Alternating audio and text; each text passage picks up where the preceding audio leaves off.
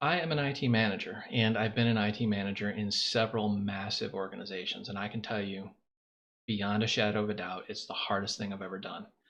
The difficulty level goes way, way beyond any technical challenge that I've done. Bear in mind, I've got a massive amount of experience that I pull from developer, systems administrator, storage administrator, virtualization and cloud infrastructure administrator, project manager, on and on and on to developer in like a dozen some odd language. But management itself is one of the hardest things I've done. And to be brutally honest, this is probably the top echelon of my career and probably many of you out there. So, really, what does it take to be a manager, or more specifically, an IT manager? You have to know people. This is the key, and this is also the biggest challenge because as IT people, we typically don't like other people. We're not good with people. We're usually socially awkward, stereotypical nerd, and that sort of thing. So, being a manager is bridging that gap between you and your employees and their personal problems. So, I'll give you an example.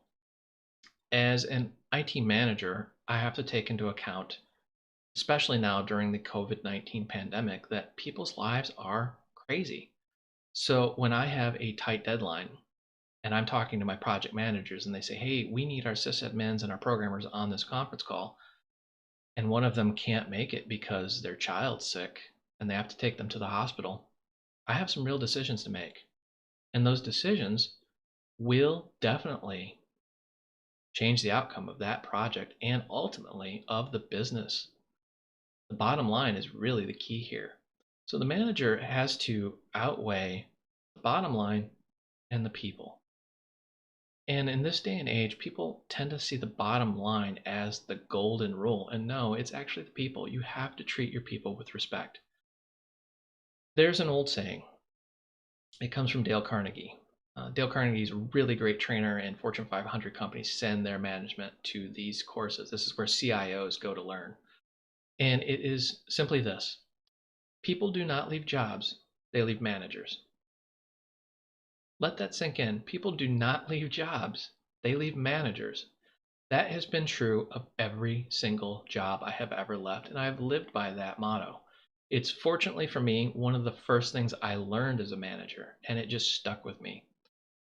I've always tried to bridge that gap between me and my employees, even if I don't necessarily like my employees, even if my employees are rude, even if they're condescending and hard to work with. You have to treat them as if they are family, and sometimes, in some cases, even better than family.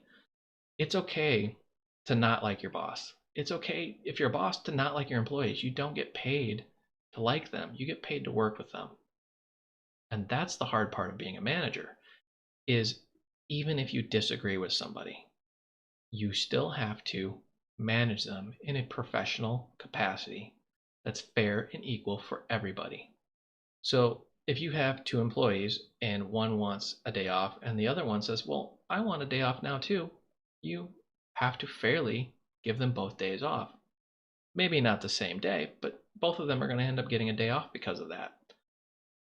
Now you have two people taking a day off or two business days you've just lost. That's going to have a real impact on your bottom line.